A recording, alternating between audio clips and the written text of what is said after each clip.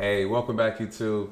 I have another law enforcement review for you. This one's a very interesting case. This one is out of Wisconsin, and it's involving a canine officer and his canine dog. So I'm gonna give you the backstory. This case actually happened in 2018.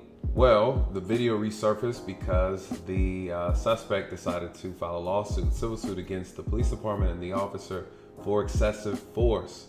So we're gonna play the video. We're gonna break it down. I'm gonna give you my take on it. I was never a canine handler. I've worked with canine handlers, so I understand how these dogs operate. They could be very interesting to say the least. So a little backstory. So officers were doing their patrol. They observed a vehicle with really dark window tint, and in Wisconsin, of course, they have a window tint law. The officer tried to initiate a traffic stop on that vehicle. The driver refused to pull over, and he led the officer on a high-speed chase. I believe the speed got up over 65 miles per hour. Eventually, the offender ended up crashing the vehicle. He jumps out the car and he takes off running. Might be a little hard to watch for some people, so just be mindful. No blood, but the dog was aggressive. So let's take a look.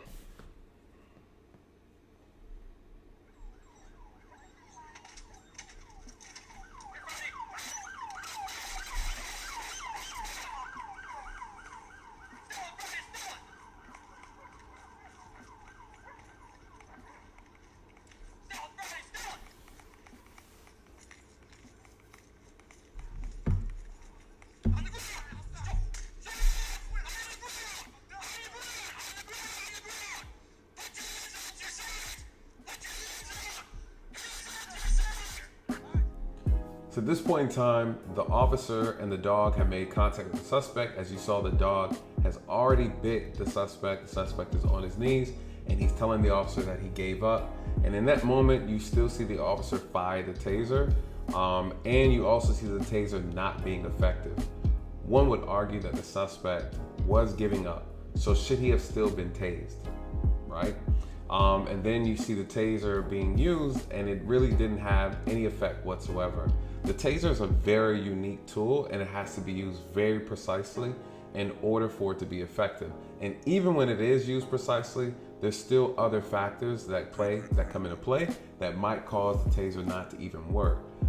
So it's kind of like a 50-50 shot with the taser. I've used it several times, and I've had success with it, and there's been several times I've used it and it was not successful for a lot of different reasons. And so the taser is not always kind of like the best tool or the most guaranteed tool to get and to gain compliance on a suspect. So again, one of the arguments that could be made here is that the offender had already given up. Was there a need to tase him? In my opinion, no. But there's also other factors to take into account here.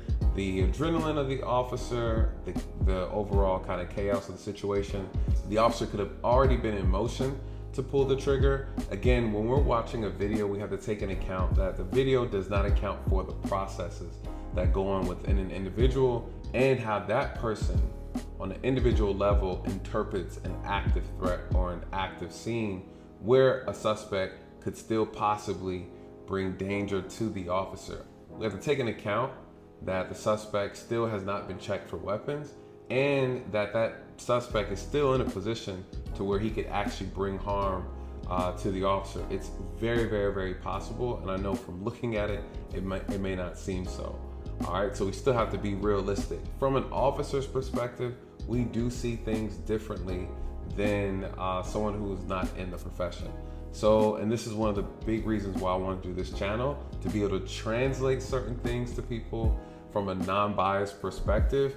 And again, being a black officer and having that experience, I can honestly tell you that there are situations like this where officers make decisions and it's actually for the benefit and the safety of the officer. The officer's safety is priority. All right, back to the video.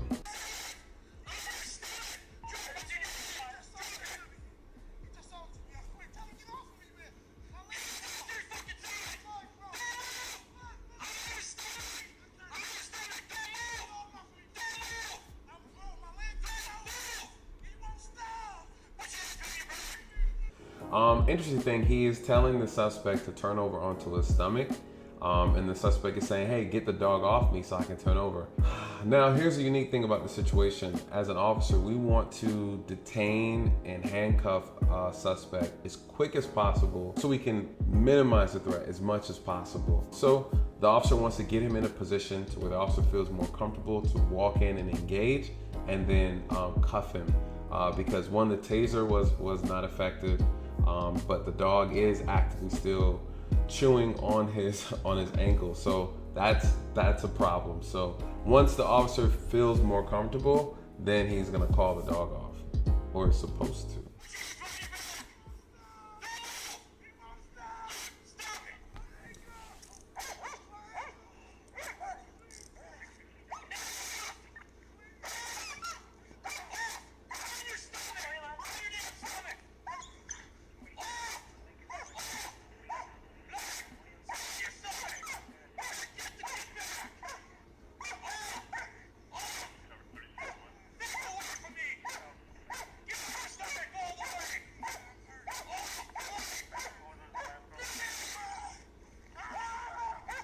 Okay, as you already see, the dog is out of control, right?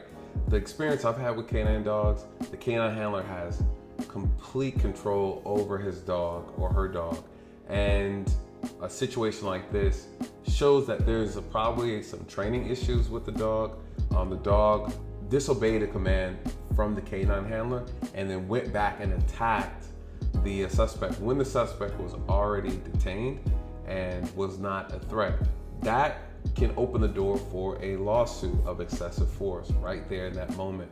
Again, I think the taser is you can argue that, it's questionable. You can argue that. I know how it looks on the outside. I'm just saying that there is a component that can be argued on the law enforcement side. The canine coming out and attacking the suspect again, I guarantee you they're gonna look at that as being unacceptable. This is gonna create evidence towards a case for a lawsuit, which is what they actually have because of this incident, looking at the video. So the dog and the trainer look like they're out of sync, and because of that, it just kind of creates more to the chaos.